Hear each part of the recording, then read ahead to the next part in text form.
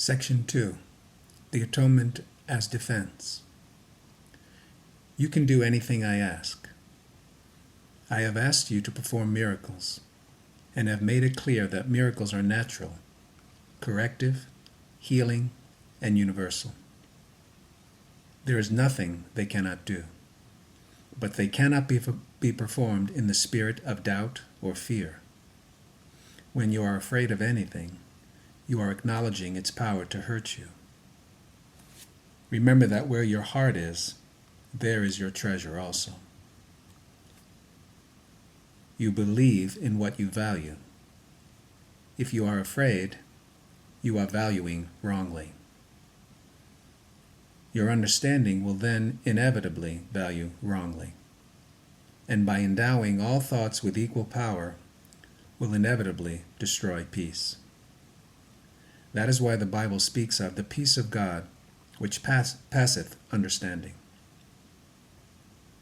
This peace is totally incapable of being shaken by errors of any kind.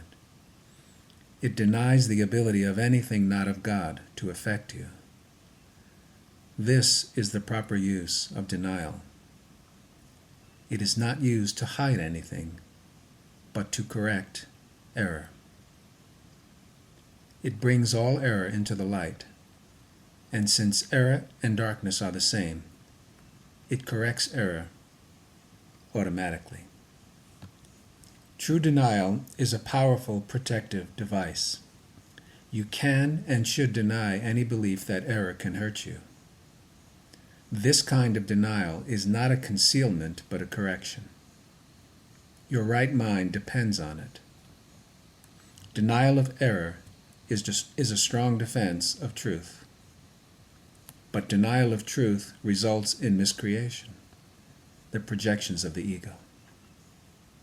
In the service of the right mind, the denial of error frees the mind and reestablishes the freedom of will. When will is really free, it cannot miscreate, because it recognizes only truth. You can defend truth as well as error. The means are easier to understand after the value of the goal is firmly established. It is a question of what it is for. Everyone defends his treasure and will do so automatically.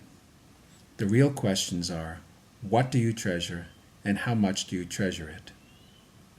Once you have learned to consider these questions and to bring them into all of your actions, you will have little difficulty in clarifying the means. The means are available whenever you ask. You can, however, save time if you do not protract this step unduly. The correct focus will shorten it immeasurably. The atonement is the only defense that cannot be used destructively, because it is not a device that you made. The atonement principle was in effect long before the atonement began. The principle was love, and the atonement was an act of love. Acts were not necessary before the separation, because belief in space and time did not exist. It was only after the separation that atonement and the conditions necessary for its fulfillment were planned. Then a defense so splendid was needed that it could not be misused, although it could be refused. Refusal could not, however, turn it into a weapon of attack, which is the inherent characteristic of other defenses. The atonement thus becomes the only defense that is not a two-edged sword. It can only heal. The atonement was built into the space-time belief to set a limit on the need for the belief itself, and ultimately to make learning complete. The atonement is the final lesson. Learning itself, like the classrooms in which it occurs, is temporary. The ability to learn has no value when change is no longer necessary. The eternally creative have nothing to learn. You can learn to improve your perceptions and can become a better and better learner. This will bring you into closer and closer accord with the sonship. But the sonship itself is a perfect creation, and perfection is not a matter of degree. Only while there is a belief in differences is learning meaningful. Evolution is a process in which you seem to proceed from one degree to the next.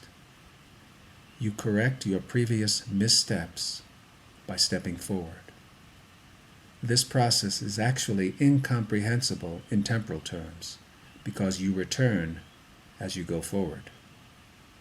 The atonement is the device by which you can free yourself from the past as you go ahead.